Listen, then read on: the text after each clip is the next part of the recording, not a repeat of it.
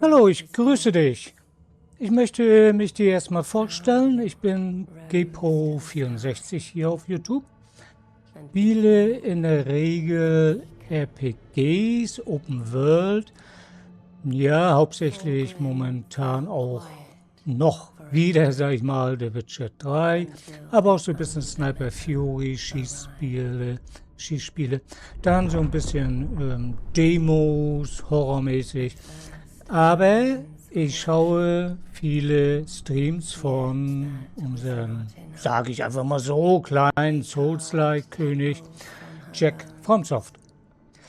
Ja, wie kam ich zu ihm? Ich glaube, letztes Jahr irgendwann, ja, durch einfach Startseite YouTube und dann habe ich mir das mal angeguckt. Mit Souls-like-Spielen, ja, habe ich mich noch nicht richtig befasst zu der Zeit, weil ich bin ein reiner Tastatur-Maus-Spieler. Und ich habe mir ab und zu mal auf Google anzeigen lassen, die Bedienung von, ja, Souls-like-Spielen, ne? Dark Souls 1, 2, 3, wie heißen die anderen da? Ihr wisst, was ich meine. Jetzt. Habe ich gedacht, das ist schwierig. Also, ich breche mir die Finger, wenn man es genau nimmt. Und deswegen, ja, ich kam davon ab. Nicht von diesem Genre eigentlich, aber ja, um mir mal einen zuzulegen. Ich habe ein bisschen auf YouTube mal geguckt, da auf einen Kanal. Das war, glaube ich, eine nette junge Dame, die auch mit Tastatur und Maus spielte. Ja, es war so ein bisschen holprig. Ich möchte sagen, je nach Spiel ist es nicht so anspruchsvoll, die Tastatur.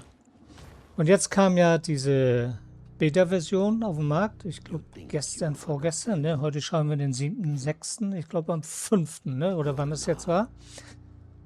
Und Jack FromSoft hatte ja angekündigt, dass er das streamt denn. Und das habe ich mir auch jetzt angeguckt gehabt gestern, am 6.6. Es ist gut.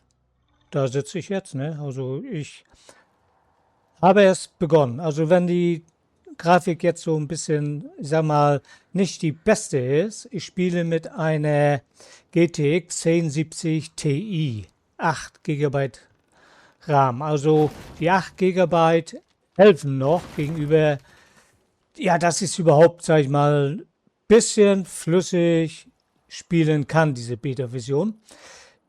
Meine Grafikkarte liegt sogar unter der Mindestanforderung, wie ich das gelesen hatte, aber die 8 GB RAM, die helfen noch mit. Würde die Grafikkarte, die ich hier habe, nur 6 haben, ja, dann könnte ich das wohl alles vergessen. Ich habe erstmal eine Grundeinstellung gemacht, um reinzukommen, um ein bisschen gute Grafik, aber ich finde, die geht. Also das Spiel hatte mir gleich sogar alles auf Mittel angeboten. Ich habe zum Teil Schattenqualität und Lichtqualität auf niedrig gestellt. Das kann man immer machen, möchte ich sagen. In den meisten Spielen, das frisst ja gerade Ressourcen alles. Mir geht es darum, ja, Jack FromSoft, die Streams sind immer gut, die er macht, gerade was Souls-like. Und er spielt ja seit Jahren Souls-like. Und ich verstehe auch, wenn er manchmal sagt, du musst Souls-like leben, du musst es lieben, du musst es aufnehmen. Das verstehe ich vollkommen. Ich sag mal, ich spiele The Witcher 3, habe ich mir jetzt mal wieder runter installiert. Das Spiel lebt man nicht so, wie man ein Souls-like, glaube ich, lebt. Du musst es lernen. Also ich merke, um das Spiel überhaupt zu verstehen, ist es eine große Aufgabe, zu verstehen, was will das Spiel überhaupt von mir. Ich muss diese Menüs verstehen. Ich muss diese Verwendung der Items verstehen, diese Zusatzmaterialien, die man findet, dieses, was weiß ich, dieses Parry-Ding, sage ich erstmal. Was ist Parry, was ist Dodgen, was ist ja Blocken und. Das hast du in vielen einfachen RPGs ja gar nicht. Da hast du deine, was weiß ich, deine kleine Combo. Noch nicht mal bei The Witcher 3 brauchst du eine Combo. Du weißt, auf welches Zeichen, auf welche Tastatur, ja, Taste Art, Igni, ja. Quinn liegt. Aktivierst mit der Q-Taste. Also das kannst du gar nicht mit einem Souls-like-Spiel vergleichen. Das habe ich schon festgestellt. Man muss es wirklich trainieren. Und sogar wie wir auch sehen bei Jack, ne? Wenn er jetzt, sag ich mal, Dark Souls 3 mal wieder spielt, zum Beispiel, oder Elden Ring, ja, das muss er auch wieder erst trainieren. Der verrennt sich auch immer. Er ist ja ein guter Verrenner, ne? Er verrennt sich so oft im Weg. Also, habe ich damals in Berlin darüber verfahren, wie oft er sich hier im Spiel verläuft. Aber das wird mir auch passieren. Also, ein bisschen Orientierungssinn habe ich, aber das wird sich zeigen. Ich bin ein absoluter Neuling, was dieses Spielgenre betrifft. Also, ich habe mir die Tastaturbelegung mal angesehen. Vorher schon. Bei Google habe ich es mir anzeigen lassen. Kann man ja. Heutzutage ist die KI auf Google ja eigentlich ganz gut. Muss man nicht überall in YouTube suchen und das und jenes und. Und wenn man ein bisschen 2-3 Mal hinterher fragt, funktioniert es auch, diese Aussage. Und sogar diese KI in Google hatte mir gesagt, dass ich mit dieser Beta-Version, mit meiner Grafikkarte, wohl höchstwahrscheinlich klarkomme. Und wie du siehst, ich habe noch keine großartige Grundeinstellung verändert, sag ich mal. Es läuft eigentlich, oder? Es läuft ein bisschen flüssig. Ich habe nicht die neueste CPU. Also von daher möchte ich sagen, wenn ich noch kleine Feinarbeiten mache, reicht mir das. Warum habe ich dieses Mortal Shell 2 Beta-Version jetzt installiert? Ich möchte in dieses Genre einsteigen. Ich weiß, es wird schwer. Du kannst dieses Video bis zum Ende gerne schauen. Du siehst, ich mache auch schon kleine Kämpfe und. Ich sage mal, wer RPG spielt, weißt du auch. Es gibt eine Grundmechanik, die man im Unterbewusstsein ja aufgenommen hat. Die Tastenbelegungen ändern sich nur. Aber ich sage mal, ja, linke Maustaste, schneller Angriff, das machst du bei jedem RPG-Open-World-Spiel auch. Du weißt, was das von dir erwartet dann, diese Tastatur. Wir sind ja keine totalen Neulinge, was die Gaming-Welt betrifft. Nur ich bin ein Neuling, was Souls-like-Spiele betrifft.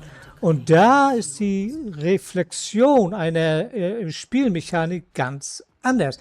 Anspruchsvoller, sag ich mal. Hier wird jeder kleine Fehler bestraft. Im Open World, in anderen, ja, wird es nicht so bestraft, sag ich mal. Dieses Ausweichen hast du auch in den meisten Spielen. Weichst du nicht rechtzeitig aus, ja, da kriegst du einer zwischen den Ohren geknallt, ne, mit Schwert, Faust oder sonst was, oder mit der Keule. Das passiert uns hier auch in diesen Souls-like-Spielen. Nur, ich sage mal, die Souls-like-Spiele, ja, die verlangen uns mehr ab als ein Open-World-Spiel. Ich habe auch lange Skyrim gespielt. Da hat man sich so eingespielt, ja, da bist du blind durchgegangen. Du brauchtest irgendwann keine Rüstung mehr anziehen normalerweise. Das kann hier auch passieren. Aber für mich sehe ich den Schwierigkeitsgrad darin, weil ich nur mit Maus und Tastatur spielen werde. Also es gibt vereinzelt auf YouTube auch Souls-like-Spieler, Spielerinnen, die nur mit Tastatur und Maus spielen. Es ist nicht verkehrt. Man sagt ja auch in der Regel, ob das einen Bestand hat, kann ich jetzt nicht sagen, dass die Reaktionszeit der Tastenbefehle schneller ist mit Tastatur und Maus, statt mit einem Controller. Nur möchte ich sagen, wenn sich das im Millisekundenbereich bewegt, ja, kommt man wohl trotzdem klar. Was ich hier momentan suche, ist so ein Item da, wegen irgendwie was blocken oder so lag da. Ich habe das schon mal angespielt gehabt, jetzt hier, bevor ich das Video mache, und da habe ich so ein Item gefunden. Das wird mir hier jetzt auch gar nicht gezeigt.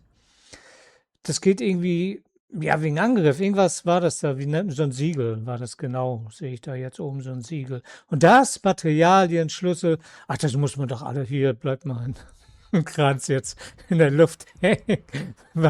Ja, okay, das passiert, glaube ich. Das ist eine Beta-Version. Das kann überall passieren. Ne? In jeder Neuveröffentlichung hast du Bugs und. Also, ja, hier hole ich mir jetzt wohl mein erstes Shell, kann man das so nennen? Also mich hat es inspiriert, Jack hat es ja gestern gespielt, am 5.6. Stream gemacht. Und ich finde das gut. Erstmal, ein Vorteil gebe ich Jack FromSoft, er spoilert nicht. Also überhaupt nicht in seinen großen Streams. Er spoilert nicht direkt, was viele andere Creator hier auf YouTube machen, um sich in den Vordergrund zu stellen. Tipps, Tricks. Also ich erzähle dir mal eine kleine Geschichte, wenn du gerne zuhören möchtest. Gestern am 5. vorgestern am 5., heute haben wir den 7.6. wurde ja Gothic Remake veröffentlicht, ne? Und am 6. schon siehst du auf YouTube, ey, hier, Tipps und Tricks, so ist der perfekte Einstieg für dich am Anfang, für Anfänger. Ich finde sowas abgrundtief hässlich. Ich weiß nicht. Ich bin der King in ein Spiel. Du bist kein King im Spiel. Jeder, der sich gar nicht äußert, mit seinem großes Ego, die spielen oft besser als du. Manchmal schaut man sich das ja sogar an und sagt, oh Gott, oh Gott, oh Gott, oh Gott, was willst du den Menschen eigentlich erzählen? Und das macht Jack FromSoft ja gar nicht, habe ich festgestellt. Ich habe schon so einige Streams von ihm geschaut, immer wenn er streamt. Ich schaue mir das gerne an. Er hat eine Flüssigkeit in seinen Streams, also das beneide ich, das bewundere ich. Ich habe das letzte Mal, sage ich dir mal, mit Controller 2000, glaube ich, gespielt. 1999, 2000. Das war noch auf der PlayStation 1. Da haben wir an solche Spiele noch gar nicht gedacht. PC-Spiele waren noch gar nicht großartig auf dem Markt. Und bis dahin habe ich Controller gespielt. Ich habe den Controller unter dem Tisch gehalten und habe gespielt. Habe den Monitor, also im Fernsehen, damals war ja noch Sega, ne, und PlayStation 1, im Fernseher geschaut. Du hast die Tasten aufgenommen. Beim neuen Spiel, ja, okay, L1 macht mal jetzt das und L2 das. Da hatten wir gerade mal L1, L2, R1, R2, ne? Und dann diese 4 Ringbefehle. Ja, und diese natürlich Quadrat, Dreieck, X und Kreiszeichen, sag ich mal. Ne? Mehr war ja gar nicht. Das waren die ersten Controller. Und die hat man blind gespielt. Zu der Zeit habe ich mich gefragt, wie kann man auf einer Tastatur und Maus spielen? Das geht ja gar nicht, habe ich mir mal vorgestellt. Ich kann ja beim Tippen schon mal gar nicht richtig schnell tippen, sage ich mal. Und dann soll man damit ein Spiel spielen? Ja, da kam aber Gothic, sag ich mal, 2001 auf den Markt von Piranha Bytes. Das hatte ich 2002 gespielt, weil da hatte ich erst eigentlich einen annehmbaren, guten PC. Das war noch mit AMD bestückt, die Hardware, ne? Also Grafikkarte und CPU. Nvidia war da noch nicht so richtig, ja, der Marktführer kann man ja bald sagen, aber heutzutage, ja, tun die Beine sich nicht weh, sag ich mal. Und da musste ich natürlich umlernen auf Maus und Tastatur. Und ich hasse dieses Kampfsystem von Gothic 1, sagen wir jetzt mal, Gothic 2. Ich hasse es. Aber zu der damaligen Zeit war das der Standard. Wir kannten ja gar nichts anderes, weil das kam ja erst noch frisch auf den Markt. Und das war so eine Lehre, glaube ich. Da muss man Piranha Bytes schon wieder dankbar sein. Mit diesem komplizierten Kampfsystem, dieses Tippen da, dieses Fingerbrechen auf der Tastatur, sag ich mal, das hat uns echt den Umgang mit der Tastatur gelernt, wenn man im Nachhinein das mal so betrachtet. Vieles danach wurde ja einfacher.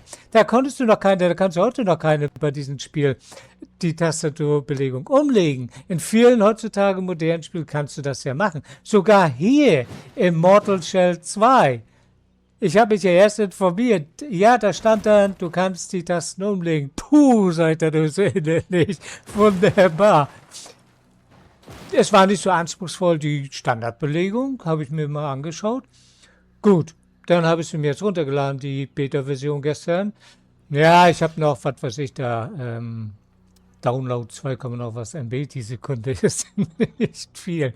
Also einen guten Tag hat es gedauert, wenn du nebenbei noch ein bisschen was anderes machst, ne?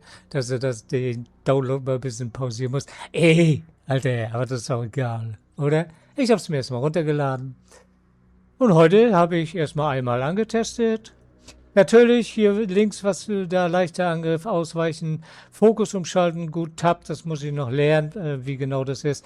Also ich habe mir vorgenommen, ich werde diese Beta-Vision lernen, dass ich blind die Bedienung verstehe. Dass ich blind verstehe, unten links, ne, siehst du ja 3 von 3, das ist die Lebensheilung, Taste R. Du siehst ja auch rechts F-Taste, Q-Taste, ich spiele mit Tastatur und Maus. Natürlich könnte ich jetzt bluffen, wenn ich die Aufnahme so skalieren würde jetzt für CapCut, für dieses Videoschneiden, dass du unten diese Items nicht siehst. Ne? Ich spiele wirklich eigentlich mit Controller, aber ich erzähle dir, ich spiele mit Maus und Tastatur, weil ich mich zu bescheuert mit dem Controller selbst anstelle, dass ich das weiß. Ne? Und ja, sag ich mal, nicht ganz als Depp hier auf YouTube durchzugehen, erzähle ich dir, ich spiele mit Maus und Tastatur. Also jeder Tastaturspieler weiß, es ist schwierig. Ich sehe es auch so, Jack spielt ja mit Controller, er spielt auf PC. Das kannst du hier nur auf PC erstmal spielen, die Beta-Version. Ich finde, hast du eine gute CPU, eine gute GPU, ist die Grafik top. Finde ich auch, das ist top. Und er spielt ja auch mit dem Controller. Ja, warum nicht? Er ist drauf gefuchst, er hat sich eingefuchst. Er spielt die Spiele, er lebt die Spiele, er will sich nicht quälen. Das ist immer auch mein Aspekt im Spiel. Quäle dich nicht, weil dann spielst du doch nicht. Versuche es so einfach für dich wie möglich zu gestalten, sage ich immer. Also ich lege mir die Tastatur dann um, wie ich das möchte. Und gegebenenfalls kann es sogar hier bei Mortal Shell passieren, dass ich eine Taste mal gar nicht benutze. Wenn ich merke im Spiel, das vergesse ich manchmal immer, dieses Aufnehmen. Ich sehe das immer so schlecht. Ja, weil die Grafik bei mir noch ein bisschen verpixelt ist. Ich schätze mal, zum Ende des Jahres werde ich mal eine bessere Grafikkarte kaufen.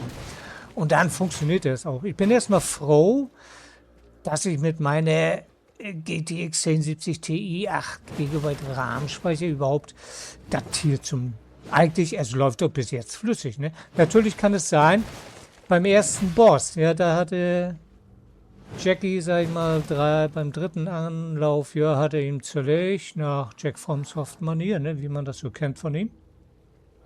Aber auch er studiert den ja erstmal. Aber er lernt schnell. Er hat es im Griff, er hat es im Blut. Er hat Souls-like im Blut. Da kann man sagen, was er will.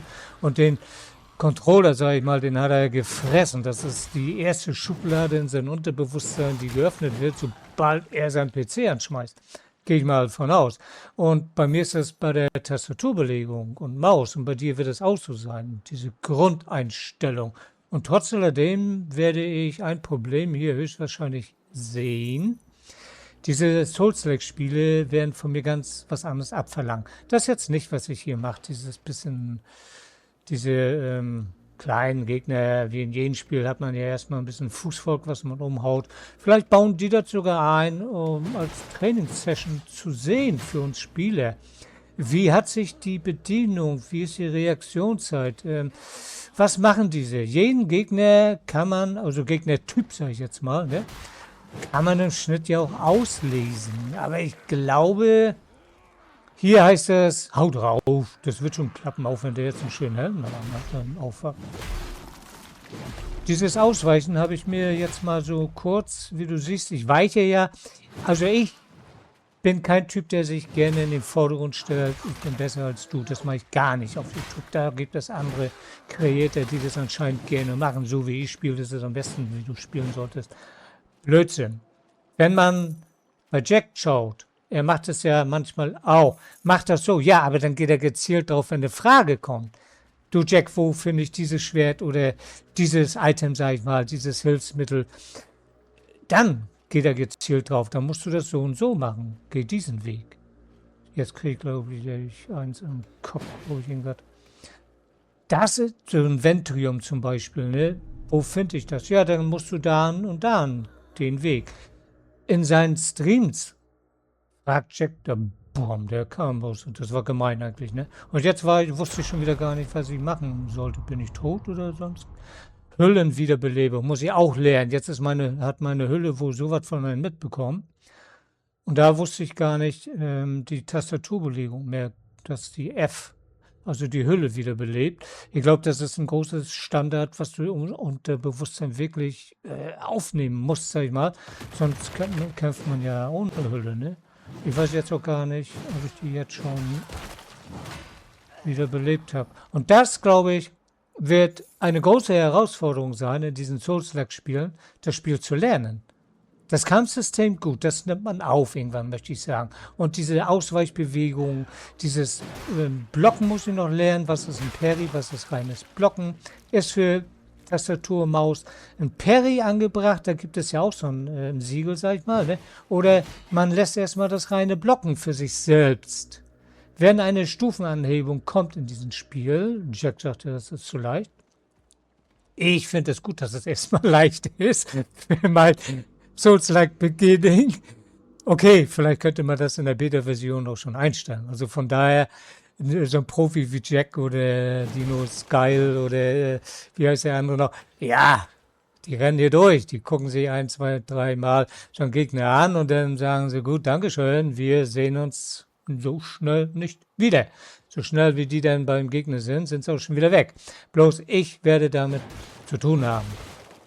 Ist auch schön, dass ich damit zu tun habe.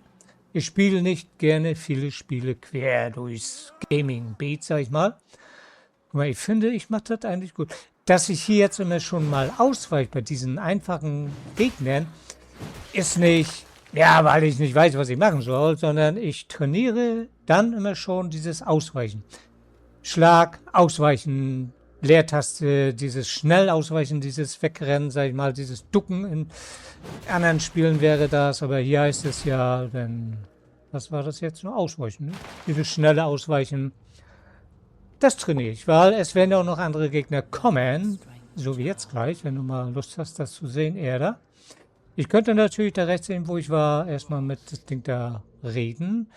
Fokus-Tab ja umstellen. Ich weiß nicht, da kriege ich gleich 2 Dinge. Die haben doch voll einge...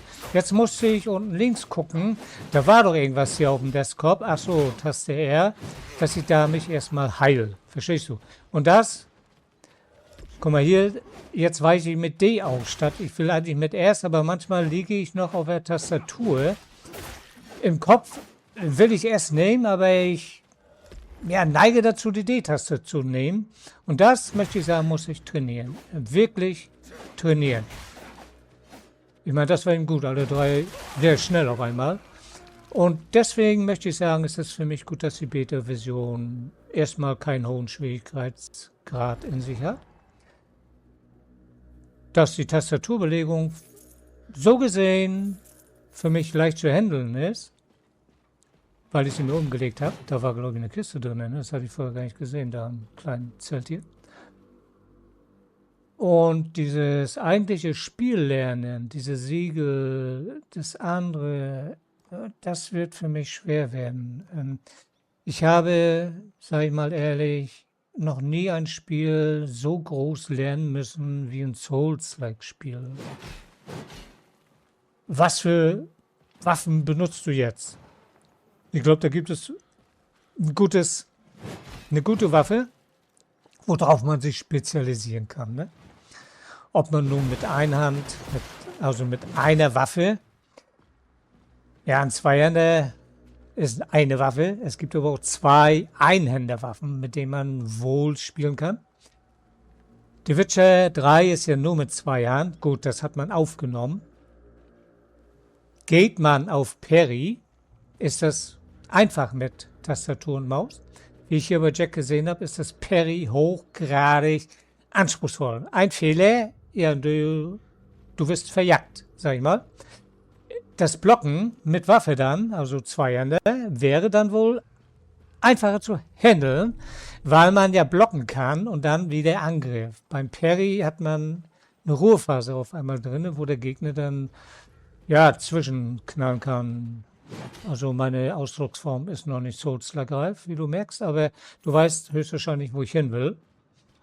Und das wird es, ich glaube, das ist für mich kein Problem, das wird meine Herausforderung werden, bis dieses Mortal Shell 2 auf den Markt kommt, möchte ich das Spiel so weit beherrschen, die Bedienung, das Spiel beherrscht man ja, auch bis zum gewissen Grad, ne? Dieses Menü lesen, dieses Inventar lesen, auch achten auf die Hülle, die man trägt. Welche Hülle macht das? Wo lege ich meinen Fokus drauf? Hier diese Nebenwaffe, diese Sekundärwaffe. Ja, wusste ich näher nicht. Da kommt da jetzt schon mal was? Ja, irgendwas. Das reicht, wenn ich da Q drücke. So, das wollte ich dir nur mal kurz mitteilen, wer ich bin, was ich vorhabe. Gegebenenfalls sehen wir uns im nächsten Video wieder, ne? Bis dann. Tschüss.